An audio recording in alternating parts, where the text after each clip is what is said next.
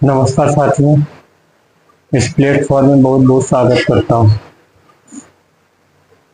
तो आज का विषय हमारा बेहद गंभीर विषय है, जिसे कहते हैं कि प्रेम करिए।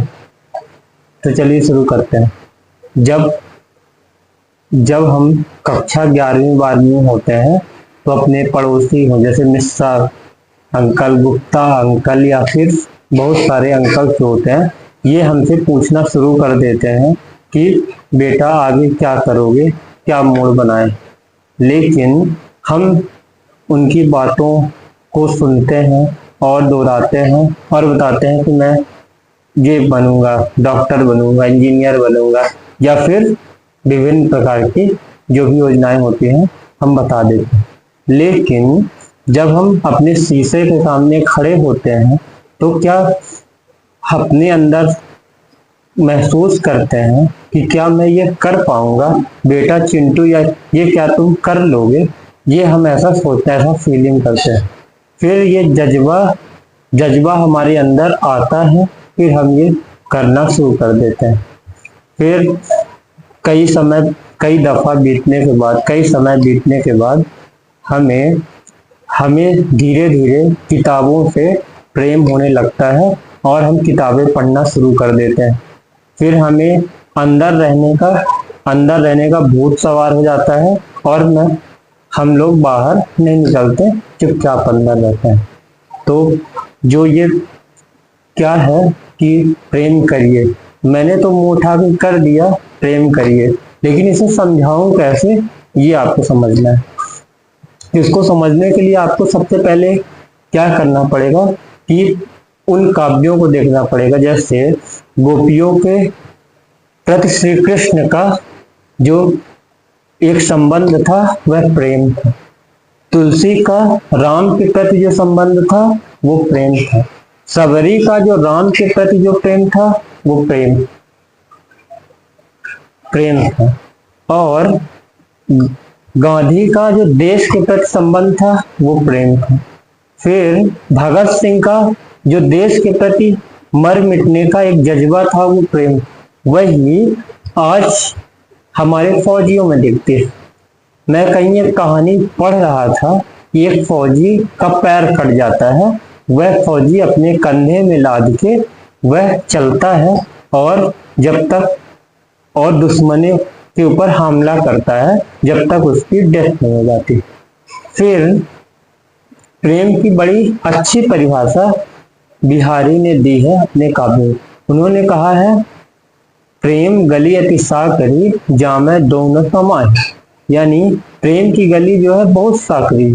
यदि आप प्रेम करते हैं तो दूसरी चीज आपको नहीं सोचना, चाहे आपको किताबों से हो या फिर किसी और चीज से। ठीक है, तो ये हो गया, ये परिभाषा उन्होंने अच्छी दी। फिर जब हम प्रेम करते हैं किसी भी चीज से तो 3 चीजें हमारे लिए अति आवश्यक। कौन कौन सी आवश्यक है? सबसे पहले अहंकार, फिर दूसरे नंबर पर आता है प्रश्नानुकूलता, तीसरे नंबर पर आता है कृतज्ञता। तो अहंकार की बातें करते हैं। अहंकार मतलब होता है मैं का त्यागना। किसी भी व्यक्ति के अंदर मैं जो है ज्यादा भरा हुआ है तो वह मैं उसे नष्ट करेगा। जैसे रावण के अंदर मैं था, यानी मैं की भावना ज्यादा थी, तो उसने सभी को अपने को काबू में किया और वह नहीं जानता था ये राम मुझे हरा देंगे। फिर वही मैं की भावना कंस के ऊपर दिखती है, जिसका सर्वनाश हुआ श्री कृष्ण ने किया। यही वर्तमान समय में, मैं नाम नहीं लेना चाहूंगा, एक कोई भी मेरे रिश्तेदार हो सकते हैं, तो वो क्या है कि वो जब भी कभी भी आते हैं उनको सभी पैर छूते, वो बड़े हैं, लेकिन जब वो क्या होते हैं, जब वो किसी बड़े के पास जाते हैं, अपने बड़ों के पास, तो वो किसी का पैर नहीं छूते। क्यों ऐसा करते हैं? क्योंकि उनके पास पैसे हैं, इसलिए वो नहीं छूते हैं। ऐसा कहते हैं कि जिसके पास पैसे होते हैं वो सब कुछ कर सकता है। उनके अंदर मैं है, अहंकार है।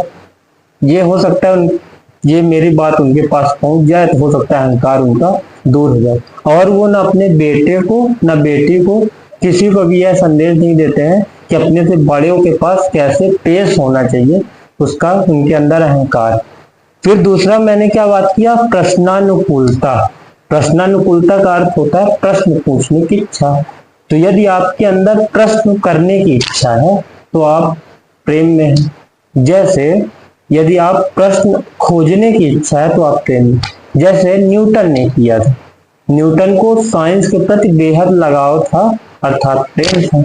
उसने विभिन्न प्रकार के जब लॉ दिए, नियम दिए, तो अपने टीचर से सवाल पूछा, ये सेब क्यों गिरा। सेब वाली कहानी सभी ने पढ़ी होगी। फिर उसका जवाब मिला कि ये सेब, कोई जवाब नहीं मिला, वो खुद निकाला। तो तब ना आज फेमस हुआ। तो यही है प्रश्नानुकूलता। यदि आप अपने टीचर से मजाक उड़ाने के लिए कोई क्वेश्चन पूछते हैं, किसका भी इस टीचर का मजाक उड़ जाए, आप समझ लीजिए मूर्खता के उस रास्ते पे हैं जिस रास्ते पे बिल्कुल आप सर्वस्व नष्ट होंगे। क्यों ऐसा बोल रहा हूं? क्योंकि आपके अंदर क्या है, प्रश्नानुकूलता तो है, लेकिन मजाक उड़ाने की है। आप जहां जहां जाएंगे मजाक उड़ाएंगे सबका, तो आप अवश्य हारेंगे। फिर मैंने क्या कहा कि कृतज्ञता। कृतज्ञता का भाव सबके अंदर होना चाहिए। जैसे यदि कोई भी व्यक्ति, आप एग्जाम्पल समझिए कि प्रत्येक व्यक्ति क्या है कि विश्वविद्यालय की शिक्षा नहीं पाया है। जैसे कोई 5वीं पास होगा, कोई 8वीं पास होगा, कोई 12वीं पास होगा, कोई भी कॉलेज किया होगा, कोई दिल्ली यूनिवर्सिटी, बड़ा अलग अलग जगह हो सकते हैं।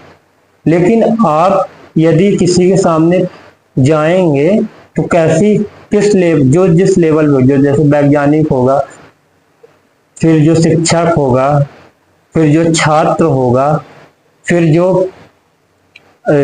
अनपढ़ किसान होंगे, उनके बीच आप जाएंगे तो कैसी बात करेंगे, उनके प्रति आप करुणा भाव कैसे दिखाएंगे। ये कृतज्ञता, यही कृतज्ञता कहलाती है। तो इसको आपको ध्यान में रखना है। तो 3 चीजें बहुत जरूरी है। पहला है अहंकार। अहंकार रहेगा तो आप समानता का भी भाव नहीं लाएंगे। प्रश्नानुकूलता होगा तो आप अपने विषय के प्रति खोजी प्रवृत्ति के हो जाएंगे। और कृतज्ञता होगा तो आप जो भी समाज में आपके लिए अच्छे काम करेगा उसके ऊपर करुणा करेंगे, दया करेंगे। तो ये चीजें हैं आपके अंदर, समझ लीजिए आप प्रेम में हैं। यदि ये चीजें नहीं है तो आप प्रेम में नहीं हैं। ठीक है, तो ये चीजें होना बहुत जरूरी है। फिर आज वर्तमान में जैसा लगभग 18 से 22 तक की उम्र में एक पड़ाव होता है जिसमें ज्यादा एक्टिव होते हैं प्रेम करने के लिए। लेकिन ये पड़ाव बेहद खराब है। क्यों खराब है? क्योंकि इसमें जो फंस जाते हैं तो अपनी पढ़ाई नहीं करते हैं, पूरा दिन व्हाट्सएप चैटिंग करते हैं, इंस्टाग्राम में ऐसा सोचते हैं मेरा वाला है मेरी वाली, तो बर्बाद हो जाते हैं। तो इन सब से दूर रहना है आपको।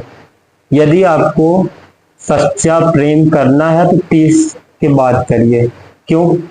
क्योंकि आप यदि इसमें फंस जाएंगे तो आप पढ़ाई नहीं करेंगे, पढ़ाई नहीं करेंगे तो बर्बाद होंगे।